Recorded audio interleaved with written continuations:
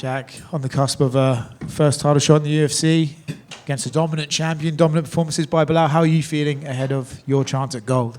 Yeah, I'm feeling good. It feels like any other fight week, and I feel like all the preparations have gone well. I feel like I've left no stone unturned. I'm ready to go out there and perform. It's funny, right? This one sort of came to you a little bit unexpected. You know, you were sort of preparing, I think it's for Leon, right? And then suddenly this title shot comes to you. Does that give you an extra fire, or are you just putting in the miles and the work in the gym anyway, so it doesn't really matter if there's a gold belt on the line, you're going to be putting in the work as hard as you can anyway? Yeah, for sure. Obviously, fighting for this is the big one, you know. I've been working at this for a long time. But yeah, just feel another fight, you know, 5-rounder. I was prepping for a 5-rounder and now fighting, the best guy in a 5-rounder. Couldn't put all the work in. Toughest fight of my life. Belal's a funny one, right? Because everyone sort of looks at him and thinks, okay, forward pressure, lots of takedown attempts, just try and control you. So in a way, you would think, okay, that gives me something that I know what I have to prepare for. But then he's coming out and saying, no, he's not going to go for one takedown. He's going to beat you on the feet and all this, maybe trying to play with your mind a little bit. What exactly have you prepared for from Belal? I mean, I guess just all you can do is just watch his previous fights and just that's what you can expect. You know, I think his bread and butter is pushing a high pace, mixing it up, takedowns, striking. So yeah, I try not to listen too much to what he's going to say and just prepare as to what we see in his previous fights. I don't think it's out of line to say that sometimes he doesn't really connect with the fan base. Do you feel like you're getting a lot of support from the fans to try and get this guy out of the title picture? Yeah, I feel like I've got good fans, you know, fans that have stuck by me for a long time, and I think they believe in me. I mean, I appreciate my fans, but yeah, that's it. I'm just coming in here to do a job. And I believe I saw you say in an embedded that you think he's had a nice run, but it's time for him to retire, buddy. What exactly are you going to do to him to make him walk away from the sport on Saturday? I'm going to try and finish dominantly, you know. That'd be the way I'd like it to go down. Dominant finish, and then, yeah, that's up to him at that point, what's next for him. You know, Belal was just in here. You know, we talked a bit about how this fight compared to Belal's previous fight against Leon, there's a lot of bad blood. But here, it's you guys. Your trash talk is I'm better at grappling, I'm better at striking, I'm better at MMA. It's much more skill-based trash talking. Is that something that you prefer, or is like if you do become champion, you might have guys kind of trying to pick at you, kind of like what Ilya did to Volk, and Volk was like, I kind of like this because it brings more attention to the fights. I mean, whatever. I'm just going to be myself. Yeah, I'm a professional, you know, so I'm just coming in to take him out. He can say what he wants. I'm prepared for it all. And there is probably as much tape on Belal as anyone in the welterweight division against, Wonder Boy, high-level striker, Damian Maia and Gilbert, high-level grapplers. So I guess, have you seen this massive progression that I guess fans seem to think Belal took this big leap in skill? Or if you break down tape on him, has he always been this good and people have just been overlooking him for a long time? I think he's always been pretty good, you know. He's always done what he needs to do to win, and I think that's his strong suit, you know. He's a winner, so it's a tough fight. It's a tough guy to beat, but I believe we've got the skills. There's a lot of tape on him, so yeah, I've been studying, and I think I've got the ability to beat him. And then just last one for me, I asked Belal this too, and he said it is kind of annoying that pretty much every interview he does, it's how does this fight shape two weight classes, right? Lightweight and welterweight, and even middleweight if Belal wants to go to middleweight at some point. So is it annoying for you too that you're fighting for your first title and everyone seems to be asking, well, what's next, even though the fight hasn't even happened yet? I mean, it's sort of, it kind of always happens, you know. It's always what's next after this. But yeah, I've got my eyes on Belal. I'm going to get through Belal and then see what happens. Just one right here, Jake. Belal confirmed that he want to beat you on the feet. Do you think he want to play mind game with you, or do you actually think he believe that? Like, that's what my question, because it seems a little bit odd that he want to beat you on your style. I mean, I think he's hoping, and I think he believes in himself. I believe he believes in his striking, and I think obviously the fight's going to start striking, so I think he'll test it out. But I think when he gets uncomfortable or when he feels that the advantage might be leaning towards me, I think he'll lean back to his bread and butter. Yeah. So you expect him to shoot early in the fight or to try to box at the beginning? I'm not expecting too much. I think he's shown in the past is that he mixes it up. So I think he'll definitely he'll strike a bit, mix it up, shoot takedowns. Expect it all. Last one for me. Predict a third round knockout. What's your prediction?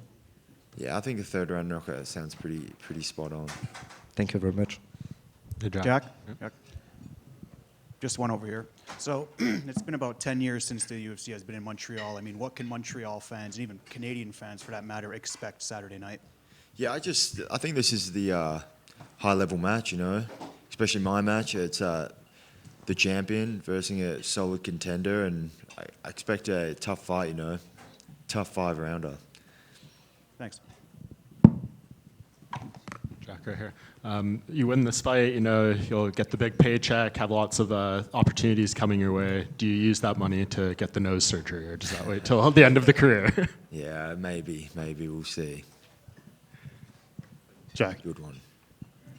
I just kind of want to go off one of Jose's questions earlier. What specifically about Belal do you think it is that some of these guys don't take serious about him, and then they go into the fight and they think, man, maybe I should have taken him a little bit more serious, you know what I mean? Just like we saw it with Leon when he was at the media day. He said, oh, it's just Belal, isn't it? So is there anything specific about Belal? Like, is it his character? Is it the way he acts? Or is it... I don't know. I don't necessarily think people will underestimate it. I think it would be silly for anyone to underestimate anyone in this sport, but I think he's just proven that he's better than these guys, I think that's the bottom line. That's what I believe. I believe he's better than everyone he's fought, and that's why he's got the victory. And then what's the interactions been with Ian Gary this week? Because we see him running around. He's trying to play jokes and do banter. Like, he's handed me a bag of M&Ms with an autograph on it. We saw him use his kid to hand you a bag of M&Ms, talk about the weight thing. Like, does it bother you? Does it feel like, the brother that's tagging along, that gets asked to come out with you guys, or do you not even worry about it? Yeah, I try not to worry about it. He's doing his thing. He's staying, trying to just stay relevant.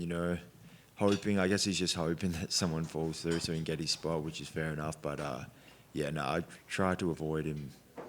Except if it's fight time, then I won't avoid him. I'll go right in his face. Jack over here. How's it going, mate? There's a rumour going around that if you win on Saturday, Perth will land the pay-per-view, and that if you lose, we'll get a fight night. Does this add to the stakes for you heading into this one? I think it makes sense. If Perth have a homegrown champion, why not?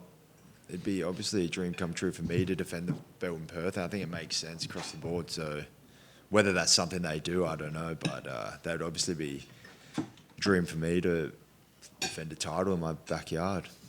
Of course. There's been a bit of noise leading into this about the Rivo Bar and Grill situation. Can you provide any clarity around that, your side of the story? We were just doing a paid appearance thing, and it sort of fell through. It was just too much. I needed to focus on the fight, not doing that sort of stuff. But we'll do it after. When I get back, we'll make it happen. I've got a lot of fans. I've got a respect for the people that are there. So I'm excited to do that when we get back. Yeah, well, I guess that leads into one. With the belt, it'll be even better, Of course, that leads into one of my other questions. What is the celebration plan if the city of Perth offered you a ceremony maybe in Forest Square? Is that something that you'd be open to? Yeah. It's a bit high key for, you'd probably like to keep it a bit more low key, but we see the Wildcats there when they win a championship, that kind of thing. I think that would be a suitable environment. Yeah, I think it'll be a good moment for Perth. Bring the belt back to our small city. Of course, you've repped Perth since day one, and Steve came razor close to bringing that belt back to WA. Is that something you guys have spoken about, bringing the belt back to Perth? I haven't spoken. Yeah, it's obviously a dream of mine. Steve was he's very close, to making it happen. I believed he was going to do it, but it's a tough one, tough fight to the top. Anyone can win, so wasn't his day. I'm sure he'll be back, but I'm looking forward to bring the belt back. Of course, and last one from me. After seeing how Edwards and Brady played out, is there a part of you that's disappointed you didn't get a shot at Leon? I mean, it would have been I was excited for the match, but obviously this is a big opportunity, so I was happy to bypass that and take this. Of course. Jack, Jack, right here. You talked about, obviously you were in camp and training for a 5-round fight, so the timing works that way. And obviously this is an opportunity you have to jump on. But we talk a lot about timing in combat sports in general in terms of like guys getting to a title fight too soon or too late. Just in general, how do you feel the timing of this title fight is in the scope of your overall career? Yeah, I think it was good timing. I think if I hadn't got the injury, my thoughts would have been I probably would have been fighting for a title at a similar time. I think I would have had to fight one of the top guys later in the year, and then I believe it's worked out the same. I've obviously missed a fight. I think perfect world would have had the fight beforehand, but I think timeline, it works out well. And then no doubt you would have liked to have fought in Australia, obviously not entirely likely as the challenger, but hopefully moving forward. But just in terms of fighting in another Commonwealth country, it's not in the States, is this kind of a good second option? It's kind of neutral ground? Yeah, for sure. It's a cool city. I've never been here before outside of the when I came for the press conference a couple of weeks ago, but I was in very quick. But it's a cool place. I like traveling, checking out new places. Yeah, it's a pleasure to fight here, especially with the welterweight division. Obviously, the man GSP is from here, so there's a bit of history in the division. But yeah, I'm excited to kick off my title run in Montreal. Thank you. Jack, to your left here. Jack, on the Countdown show, obviously the UFC highlighted what was not the best start to your professional career, dropping 2 fights in a row. Do you look back at those times, a couple of days out from your first title challenge, for the perseverance that you've showed to get to where you are at right now? Yeah, for sure. It's obviously, not ideal, but you learn a lot from losses. I learned a lot from both those ones, skill-wise and then mentally as well, and just been on a tear ever since, I think most athletes lose in this sport because it's a tough sport, many ways to win and lose. But I'm glad to have got the losses behind me and all wins going forward. Alex Volkanovski picked up a great win against Diego Lopez, reclaiming the featherweight title. Did you look at that performance and take some inspiration of it coming into your own title challenge? Yeah, 100%. Everything Volk does is inspiring. He's an Australian legend, one of the greatest athletes in our country. So, yeah, I'm fully inspired by him and what he has done and what he continues to do. Thank you. Sorry, just one more, Jack. Belal in here earlier said that he thinks he's the best trash talker in the sport. So I'm just curious what type of heated lines you're expecting tomorrow at the press conference. Yeah, all he does is talk trash. So it's I expect whatever from him. It's going to be good. Jack, you might be the chillest guy in the UFC. Oh. When was the last time you got mad or angry at someone?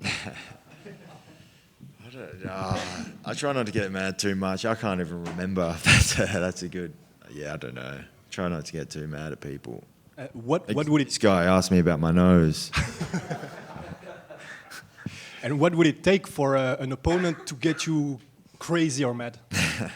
I don't know. I think staying calm is number one in the octagon. I think being anger can be at your own detriment. So I just stay calm, try and pull the shots. So just one more. You said that all Belal does is talk. Does that mean you don't really consider his hands to be Canelo-esque? No, honestly, no. I don't really see the resemblance in the Canelo hands. He does have good hands, but if you're talking skill-wise, I don't see the resemblance. But maybe I'm missing something. He also said he's the best boxer in the welterweight division. I'm curious if you agree with that. Yeah, good on him. Good on him. He's proven he's the best at the moment. Won the belt. Yeah, but I think he's good at mixing it up. But yeah, I don't know too much. His boxing's all right. One more for me, Jack, just before.